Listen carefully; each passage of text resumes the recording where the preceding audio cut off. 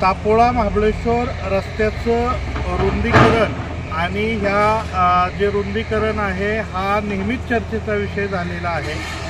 आपण या ठिकाणी पाठीमागच्या बाजूला बघू शकतो की देसाई कंपनी कन्स्ट्रक्शन जे आहे ते या ठिकाणी या रस्त्याचं काम करत आहे।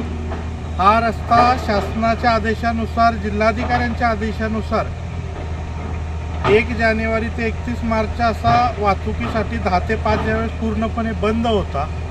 परवाच्या दिवशी या ठिकाणी त्या ठेकेदाराने शासनाची कोणतीही परवानगी न घेताना त्या ठिकाणी ब्लास्टिंग केलं। याचा परिणाम वाहतुकीवरती एवढा झाला की कांदाची विभागात जाणारी दिंडी गाडी आहे ती 11:30 वाजेपर्यंत रात्री या ठिकाणी अडकलेली होती।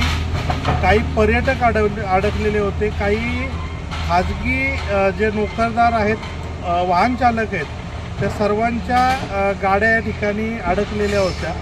प्रशासन असेल किंवा देसाई कन्स्ट्रक्शन असेल यांना वारंवार सूचना देऊन तोंडे सांगून देखील या ठिकाणी ऐकत नाहीत। प्रशासकीय जे सार्वजनिक बांधकाम विभागाचे अधिकारी आहेत त्यांचं पूर्णपणे या कामाकडे दुर्लक्ष आहे।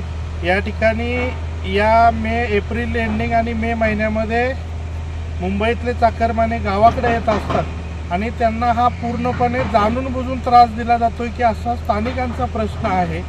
आणि या सर्व गोष्टीचा निषेध म्हणून उद्या या विभागातील सर्वसामान्य जनता या ठिकाणी आंदोलन करणार आहे अशी देखील स्थानिकांकडून माहिती मिळते। तर प्रशासनाला विनंती असेल की या ठिकाणी रितसर परवानगी देऊन आपण पाठीमागच्या बाजूला बघू शकतो की आता जी सकाळची बस आहे त्या ठिकाणी ती एसटी बस अडकलेली आहे।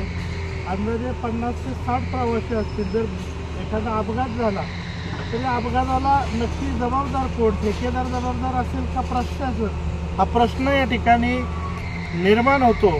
तर संबंधित ठेकेदाराला योग्य त्या सूचना प्रशासनाने द्याव्यात आणि जे अधिकारी दुर्लक्ष करतात त्यांच्यावर कठोर कारवाई करावी अशी स्थानिकांची मागणी आहे। Nitin Gaikwad, DDM news, Tapola.